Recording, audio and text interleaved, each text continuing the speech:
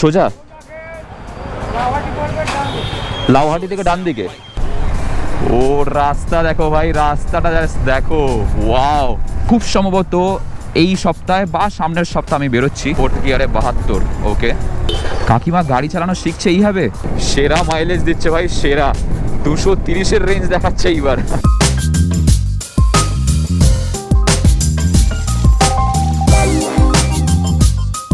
বন্ধু তোমাদের সবাইকে নিয়ে স্বাগত আমার একটা নতুন ব্লগে। লাস্ট ভিডিওতে তোমাদেরকে দেখিয়েছিলাম যে আমার বাইকের পেছনে অনেক খরচাপাতি হয়ে গেছিলো, 4-5 হাজার টাকা খরচা হয়ে গেছিলো। আর সেগুলো দেখে তোমাদের অনেকের মনে হয়েছিল যে কেন কেটিএম কিনলাম, এত যদি খরচা হয়, কেন বাবা মায়ের পয়সা নষ্ট করছি, এরকম হাজার রকমের প্রশ্ন এসেছিল। তার মধ্যে ভালো ভালো কমেন্টও ছিল। আর আমি লাস্ট ভিডিওতে তোমাদেরকে বলেছিলাম যে 50টা কমেন্ট আর 100টা লাইক করে দাও, তাহলে আমার 9000 হয়ে গেলে একটা সারপ্রাইজ দেবো। আর সেই সারপ্রাইজ আজকে আমি তোমাদের সঙ্গে শেয়ার করবো। নতুন বাইকের ডেলিভারি নিয়েছি, আর সেই বাইকটা কি সেটা তোমাদেরকে এখন দেখাবো। আগে নামটা বলে দিই, নিয়েছি হচ্ছে কাওয়াসাকি ZX 10R, গ্রিন কালারের দারুণ মডেল, একদম ঝিঙ্কু চাকানাকা দেখতে। আর সেটা রাখা রয়েছে এইখানে। এ ভাই ভাই ভাই ভাই ভাই আমার নতুন বাইক। আসলে ডাউন পেমেন্ট যা করেছে তার স্ট্যান্ডটা দেয়নি, বাইকটাকে আমরা শুয়ে রাখতে হচ্ছে। আর এটা দিয়ে হুইলিও মারা যায়, স্টপিং মারা যায়, আরও অনেক কিছু হয়। তার সঙ্গে আওয়াজটাও ফ্রি দিয়েছে আমার কোম্পানি থেকে। আর এই যে গ্রিন কালারের কাওয়াসাকি ZX 10R তোমরা দেখতেই পাচ্ছ, গ্রাউন্ড ক্লিয়ারেন্স কিন্তু খুব ভালো এখানে, 355 mm। আর তার সঙ্গে সিট হাইট 32 mm। আমি বসে আছি না দাঁড়িয়ে আছি বুঝতে পারছি না, মাটিতে। রাইডিং এক্সপিরিয়েন্স তোমাদেরকে দেখাবো কিরকম লাগে চালালে, মানাচ্ছে কিনা কমেন্টে জানাবে। এটাতে ব্যাক গিয়ারও রয়েছে আবার, দেখবে এই দেখো। এটার দাম জিজ্ঞাসা করো না, দাম হচ্ছে অনেক টাকা দাম আছে। তোমরা স্পন্সর করেছে আমাকে, বললো তুমি নিয়ে যাও চালাও যত। এটা হচ্ছে লিমিটেড এডিশন, সবাইকে দেয় না। লেন্সের মধ্যে কিছু লেগে রয়েছে, দেখি তোমাদেরকে চালিয়ে দেখাই কেমন লাগছে। পড়ে গেলে কি হয়ে দাদা, এটা টপ স্পিড যা হচ্ছে 400 কিলোমিটার/আওয়ার। দেখতে পাচ্ছ এখন 50-এ চলছে গাড়ি। আসলে নতুন নতুন চালাচ্ছি তো, ওই এখন হাত সেট হয়নি। 8 গিয়ারে উঠলে ভালো মতন টানতে পারবো। এটা 1st গিয়ারে চলছে। ভাই নিয়ে নিলাম। গাড়ির মালিক কিন্তু আমাকে তাড়া করে এবার খুব শিগগিরই। আর এই বাইকটা কিনলে আর এই বাইকটা ফ্রি। এর থ্রটেল বডি একটু দেখে দিও, নতুন প্রবলেম হচ্ছে, আওয়াজ হচ্ছে ক্যাচ ক্যাচ করে হালকা। কেমন হয়েছে জানো আমার ZX 10Rটা, নতুন নিয়েছি। ভালো ভালো কমেন্ট করবে কিন্তু গালাগালি দেবে না, গালাগালি দেবে না। আর এখানে কেন এসেছে তোমাদেরকে দেখাই, এখন ঠেলি মারছি না। এই যে দীপদার বাইক ওখানে নাঙ্গু হয়ে দাঁড়িয়ে রয়েছে, গাড়িতে কিছু কাজ চলছে। কি কাজ হচ্ছে? Coolant drain. আর হয়ে গেছে, মোবিল চেঞ্জ হয়ে গেছে, আর কুলেন্টটা ড্রেন হচ্ছে। হয়ে গেলে দেন আমরা দেখা যাক কি করে। আমি আরেকটা ট্রিপ মেরে আছি, ট্রিপটা 0 করে নিয়েছি, যা মন বন্ধ হয়ে গেছে।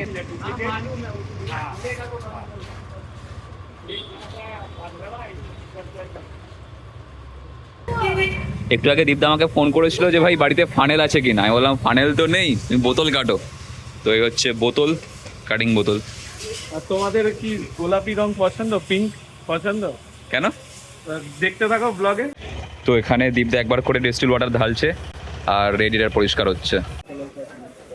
এই হচ্ছে সেই পিঙ্ক কালারের কুলেন্ট। কালকে দীপদার বাইকের কাজ শেষ হয়ে যাওয়ার পর বাড়ি চলে এসেছিলাম, কারণ সন্ধে হয়ে গেছিলো। আর এখন বাইকটা করবো হচ্ছে cold start. Throttle body clean করানোর পর দেখা যাক যে একটা শেলফে স্টার্ট হয় কি না।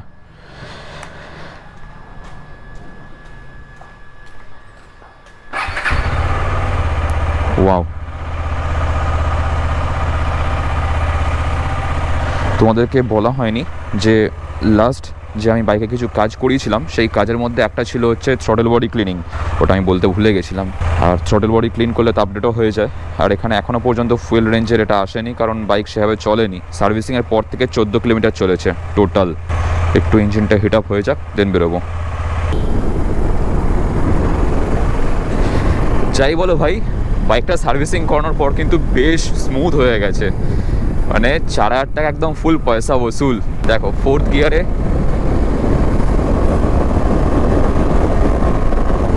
ও তেরি ভাই, আরও উঠবে আরও উঠবে। সামনের জায়গা নেই, ওই জন্য বেশি ভাগালাম না। টপ এন্ড তো তুলে দেয়, কিন্তু লো এন্ডে পারফরমেন্স কেমন সেটাই হচ্ছে দেখার। এই যেমন ধরো 3rd গিয়ারে রয়েছে 17, আমি ক্লাচ ছেড়ে দিলে এটা 17 অবধি যাচ্ছে, হাফ ক্লাচে 12। সত্যি বলতে এই যে এখন বেরিয়েছি, কোনোরকম কোনো ঠিক করে বেরিয়ে যে কোথায় যাব বা কোথায় যাচ্ছি। যেদিকে মন হবে, যেদিকে আমার বাইক আমাকে নিয়ে যাবে আমি সেদিকে বেরিয়ে যাবো। ট্যাঙ্ক ব্যাগটা পেছনে তো আমার লাগানোই থাকে, মানে আমার পেছনে নয়, আমার বাইকের যে টপ র্যাকটা রয়েছে ওর উপর আমার ট্যাঙ্ক ব্যাগটা লাগানোই থাকে। তার মধ্যে ছোট্ট করে এক বোতল জল আর ট্রাইপডটা নিয়ে নিয়েছি।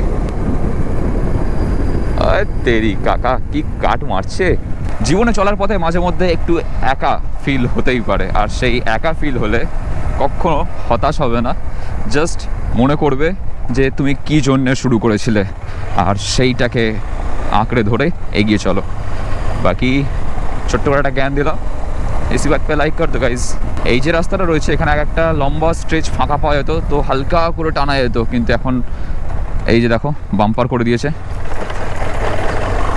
তো এই জন্যে ফাট করে টানা যায় না। তাও আগে বাম্পারটা একটু দেরিতে রয়েছে, চলো দেখা যাক। এখানে আবার একটা বাম্পার রয়েছে সামনে, 4th গিয়ারে 72। ওকে, আরও উঠবে, কিন্তু তুলবো কি করে?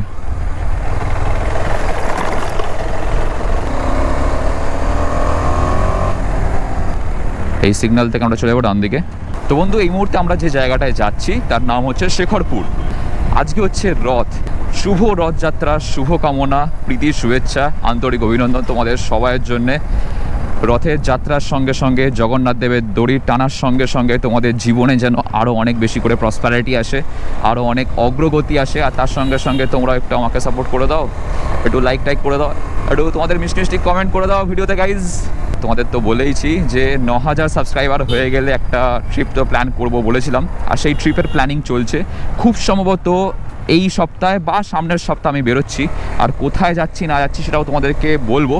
একটা ভিডিওর মধ্যেই তোমাদের সঙ্গে ব্যাপারটা শেয়ার করবো যে কোথায় যাচ্ছি, কতদিনের ট্রিপ হবে। কোথাও ঘুরতে গেলে সেখান থেকে ফিরে আসার পর বাইকে কিছু কাজ করানোর থাকে, টুকটাক কিছু কাজ করানোর থাকে। আর যাওয়ার আগে হ্যাঁ, যদি টাইম হয়ে যায় তো দেন অনলি সার্ভিসিং যেগুলো করানোর হয় সেই সমস্ত কাজগুলো করিয়ে নেওয়ার পর বাইকে একটা আলাদা বুস্ট চলে আসে, আর তাতে বাইকটা মাখনের মতন ছোটে। এখান থেকে আমরা চলে যাব ডান দিকে, এটা হচ্ছে রাজারহাট চৌমাথা। একদম সোজা রাস্তা বরাবর চলে গেলে টাকি পড়ে। আরে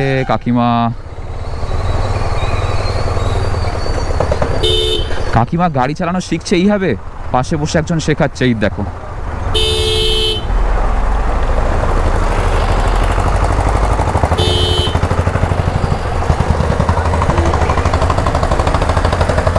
অবস্থা দেখো, কি অবস্থা ভাই, এ তো অন্যান্য লোকজনকে মেরে ফেলবে। পেছনে ব্যাক গিয়ারে আসছে দেখি হঠাৎ করে গাড়ি, মানে ব্যাক গিয়ার দেয়নি, গাড়িটা গড়িয়ে ব্যাকে আসছে। আর একটু করে ঠুকে দিতে আমাকে, কিছু বলারও নেই এখানে। কাকিমা ঠুকে দিয়েছে, কাকিমা বলবে দেখে চালাতে পারো না গাইজ। ও কাকিমা কেন গাইজ বলতে যাবে? একটা সময় ছিল যখন এখানে রাস্তা অত্যন্ত খারাপ ছিল, আর তারপরে বর্ষায় যখন বৃষ্টির জল জমতো তখন আরোই বাজে বেহাল অবস্থা হয়ে যেত। তো সেই জন্য এখানে এখন এই ছোটো ছোটো টালিগুলো বসিয়ে দিয়েছে। এগুলো টালি না সিমেন্টের ইট, আর অন্য তোমরা কমেন্টে জানাও এগুলো কি। এই যে জায়গায় জায়গায় বসায়, কখনো কখনো দেখেছি যে এমনি সিমেন্ট ঢালাই করে দিয়ে তার উপরে গিয়ে দড়ি দিয়ে হোক বা ছাপ ফেলে হোক ডিজাইন করে। আবার কখনো দেখেছি এই জিনিসটা হয় এরকম ছোটো ছোটো ইটের মতন। তো এগুলো অ্যাকচুয়ালি কী? আমাদের বাড়ি থেকে শেখরপুরের দিকে যাওয়ার দুটো রাস্তা রয়েছে, একটা হচ্ছে নিউ টাউন ডিপিএসের সামনে দিয়ে, আর একটা এই যে রাস্তাটা যাচ্ছি বিষ্ণুপুরের ওপর দিয়ে। নিউ টাউন হয়ে গেলে অনেক কম সময় লাগে, কম রাস্তা আর ফাঁকাও তার সঙ্গে সঙ্গে। কিন্তু আমি ভাবলাম যে যাওয়ার সময় এদিক দিয়ে যাই বিষ্ণুপুর রাজারহাট হয়ে, আর ফেরার সময় না হয় ওদিক দিকে ফিরবো নিউ টাউন হয়ে। একবার জিজ্ঞাসা করে নি কোন দিকটায়, এই দিকটায় মেবি। বাবু শেখরপুরটা কোন দিকে? সোজা লাউহাটি থেকে ডান দিকে। কতক্ষণ এখান থেকে, কতক্ষণ লাগবে? 3 কিলোমিটার। আমার একটু কনফিউশন হচ্ছিল যে ডান দিকের রাস্তাটা কিনা, তো কাকুকে এখানে জিজ্ঞাসা করলাম, উনি বললেন যে সোজা গিয়ে লাউহাটি থেকে ডান দিক নিতে হবে। ভাই ফুয়েল রেঞ্জের গেজটা এখনও আসছে না কেন কে জানে। বলতে না বলতে এসে গেছে গাইজ, 110 কিলোমিটার রেঞ্জ দেখাচ্ছে আমাদের বাইকে। যেহেতু একটু ক্রাউডেড এলাকা, তো বারবার গিয়ার চেঞ্জ করতে হচ্ছে, ক্লাচ চিপতে হচ্ছে, তো সেই জন্যে ফুয়েল রেঞ্জটা একটু কম দেখাচ্ছে, মাইলেজটা একটু ড্রপ করেছে। বাকি এটা যদি হাইওয়েতে চলে আমি ড্যাম শিওর যে ওই 110টাই এই ফুয়েলেই দেখাবে হচ্ছে মোর দ্যান 180। এই রাস্তা বরাবর সোজা গেলেই পড়বে হচ্ছে বৈদিক ভিলেজ। কাকা চা তো উড়ে যাবে। তো বন্ধু আমরা চলে এসেছি লাউহাটি। আর এখান থেকে এই যে ডান দিকে রাস্তাটা রয়েছে, এখান দিয়ে আমরা ঢুকে যাবো ফর শেখরপুর। এই রাস্তাটাই সোজা কানেক্ট করেছে মালঞ্চর সঙ্গে, যেটা এখান থেকে 37 কিলোমিটার। এবার আমরা কিন্তু প্রপার গ্রামে ঢুকে গেছি। দেখো এনভায়রনমেন্টটাই পাল্টে গেছে। গ্রামের দিকে লোকজন এমনি খুব ভালো, যতক্ষণ না পর্যন্ত জমি জায়গা নিয়ে কথা উঠছে।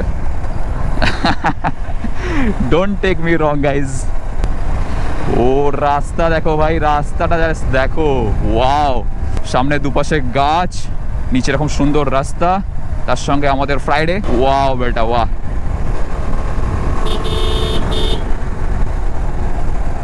যে আমাদের বাঁদিকে হচ্ছে বৈদিক ভিলেজের বাউন্ডারি ওয়াল, তোমাদেরকে দেখাই। সি এই যে এই হচ্ছে বৈদিক ভিলেজের গেট। দেখতে পাচ্ছ বাঁদিকে শেখরপুরের বোর্ড দেওয়া রয়েছে। আমরা চলে এসেছি। ভোজেরহাট ডান দিকে, ভাঙড় সোজা।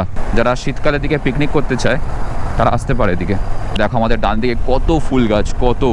এখন যদিও অফ সিজন, তো সেই জন্যে ফুল গাছের পরিমাণ অতটা বেশি হওয়ার কথা নয়। স্টিল কিছু দেখতে পেলাম। আমাদের ডান দিকে ছিল গোলাপ গাছের চারা। এখানে আরও একটা নার্সারি দেখতে পেলাম, কিন্তু লোকজন কাউকে দেখতে পাচ্ছি না, হয়তো ভেতরে রয়েছে।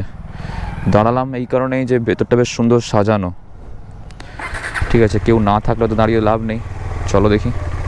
এখানে আশপাশে গাছপালা বা নার্সারি তো প্রচুর দেখতে পেলাম, কিন্তু আমি যে নিয়ে যাব কিছু একটা কিনবো, নিয়ে যাবোটা কিসে করে? আমার ট্যাঙ্ক ব্যাগের মধ্যে তো ঢুকবে না, ওর মধ্যে বোতল আছে প্লাস একটা ট্রাইপড রয়েছে। এটা দিয়ে গেলে নিউ টাউন হয়ে বেরোনো যায়। আগে গিয়ে পড়বে কলা বেরিয়া। কি অদ্ভুত নাম জায়গাটার, কলা আবার বেরিয়া। আমরা শেখরপুর থেকে এসে একটা চৌমাথা পেলাম। সেই চৌমাথাটার নাম হচ্ছে কালুর মোড়। সেখান থেকে আমাদেরকে সোজা বেরোতে হবে, ডান দিক বাঁ দিকে গিয়ে নয়, সোজা বেরোলেই এই রাস্তাটা কানেক্ট করছে নিউ টাউনের সঙ্গে। আর এখান থেকে আমরা ঢুকে গেলাম হচ্ছে নিউ টাউনে। আমি তোমাদেরকে বলেছিলাম না যে এই তেল নেই 180-র ওপর রেঞ্জ দেখাবে। দেখো এখন 190 দেখাচ্ছে। 14 কিলোমিটার ছিল বেরোনোর সময়, 14 বা 17 ছিল if I am not wrong. এখনও টোটাল চলে গেছে 40 কিলোমিটার সার্ভিসিং করানোর পর থেকে। সেরা মাইলেজ দিচ্ছে ভাই, সেরা। 230-এর রেঞ্জ দেখাচ্ছে এইবার। সকাল থেকে বেরিয়ে এতটা চালানোর পর আস্তে আস্তে রেঞ্জ বাড়ছে। ইকো পার্কের এই সামনেটাতে সাধারণত পুলিশ দাঁড়ায়। প্রবলেমটা হচ্ছে পুলিশ আমাকে দাঁড় করায় না। যদি দাঁড় করাতো তাহলে একটা কন্টেন্ট হয়ে যেত, পুলিশ কট মি। সকালবেলা মর্নিং রাইডে বেরিয়ে পুলিশ আমাকে ধরলো গাইজ, কিন্তু সেরকম কিছু কপালে নেই। যদিও বা দাঁড় করায়, এসব ক্যামেরা দেখলে আবার ছেড়েও দেয়। মহা জ্বালা। ও তেরি, তো বিশাল ভিড় ভাই। সবাই ক্রিকেট খেলছে ভাই। ভাই এতজন মিলে একটা মাঠে ক্রিকেট খেলছে, এ তো একজনের বলে আরেকজন মেরে দেবে, মানে ক্রিকেটের বল। সব কিছুর মানে বুঝিয়ে বুঝিয়ে তোমাদেরকে বলতে হয়, বুঝলে? নাহলেই তোমরাই বলবে যে এসব কি বলছো দাদা, কার বলে কে মারবে, এসব কি নোংরা নোংরা কথাবার্তা বলছো। হ্যাঁ হ্যাঁ, রাইট রাইট, গুগল মাসিও বলে দিচ্ছে রাইট, ঠিক। সেরা লাগছে কিন্তু জায়গাটা। এরকম রাস্তা দিয়ে তো বেরিয়েই যাচ্ছিলাম, তো ভাবলাম যে এই জায়গাটা একটু দাঁড়াই, কারণ এখানকার ভিউটা এই সকালবেলা, সুন্দর ওয়েদার, তার সঙ্গে সঙ্গে আকাশ এরকম মেঘ ভেসে যাচ্ছে, সামনে এই যে জলটা দেখতে পাচ্ছি, এখান থেকে ঠান্ডা ঠান্ডা হাওয়া আসছে। এই সমস্ত কিছু পেয়ে না দাঁড়িয়ে আর পারলাম না। আর হেলমেটের নতুন মাইকের সেট আপটা খানিকটা এরকমভাবে করেছি। এখান থেকে নিয়ে এসে অ্যাডাপ্টারটা তলা দিয়ে, স্ক্রুটা রয়েছে, স্ক্রুয়ের সঙ্গে কানেক্টারটার যে জ্যাকটা ওটা এখানে লাগিয়ে দিয়েছে ফিমেলটা, আর মাইকের জ্যাকটা এখান দিয়ে এসে ঢুকেছে।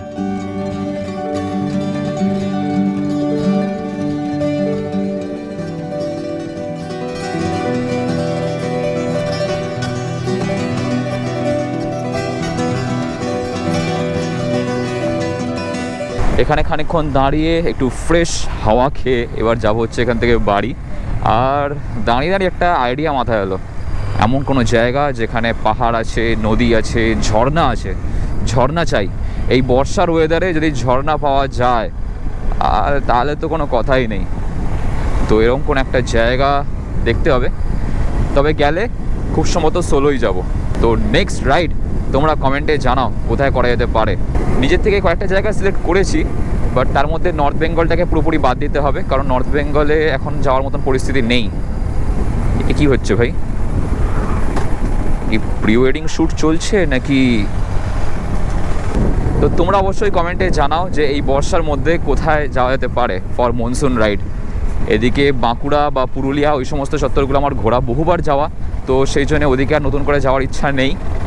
গেলে এমন কোথাও যাব যেটা কিনা আনএক্সপ্লোর্ড আমার জন্য অন্তত, মানে এমন একটা জায়গা যেখানে আমি এর আগে হয় যাইনি বা গেলেও হয়তো একবার গেছি বা বহুদিন আগে গেছি। তো বন্ধু আজকের এই ভিডিওটা আমি এখানেই শেষ করে দিচ্ছি। ভিডিওটা ভালো লেগে থাকলে মনে করে লাইক করে দিও, চ্যানেলটাকে সাবস্ক্রাইব করে দেওয়ার পাশে বেল আইকনটা অবশ্যই বাজিয়ে দাও যাতে আমাদের পরের ব্লগ আসে নোটিফিকেশন পেয়ে যাও। দেখা হচ্ছে খুব শীঘ্রই তোমাদের সঙ্গে নেক্সট ভিডিওতে। Till then stay safe, take care, চলো বাই। ভিডিও শেষ করার আগে একটা ছোট্ট কথা বলে দিয়ে যাই, নেক্সট ব্লগে খুব সম্ভবত এমন একটা জিনিসের ওপর ভিডিও আসতে চলেছে যেটা তোমাদের অনেক দিন ধরে ডিমান্ড ছিল বা তোমাদের খুশি যাবে, এটুকু আমি বলতে পারি। তো চলো দেখা হচ্ছে খুব শিগগিরই পরের ভিডিওতে। Till then stay safe, take care, bye. সামনে এত ধুলো কিচ্ছু দেখা যাচ্ছে না তো ভাই, চলো টাটা, বাই বাই।